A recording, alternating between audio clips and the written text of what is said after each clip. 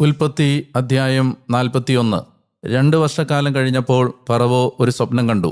ഇതാ അദ്ദേഹം നൈൽ തീരത്ത് നിൽക്കുന്നു. അപ്പോഴതാ കാഴ്ചയ്ക്കഴകുള്ള ശരീരം കൊഴുത്ത 7 പശുക്കൾ നദിയിൽ നിന്ന് കയറി വരുന്നു. അവ ഞാങ്ങണമധ്യേ മേയുന്നു.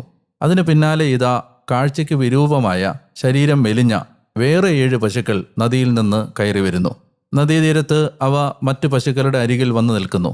എന്നിട്ട് കാഴ്ചയ്ക്ക് വിരൂപമായ ശരീരം മെലിഞ്ഞ പശുക്കൾ കാഴ്ചയ്ക്കഴകുള്ള കൊഴുത്ത 7 പശുക്കളെ വിഴുങ്ങിക്കളയുന്നു.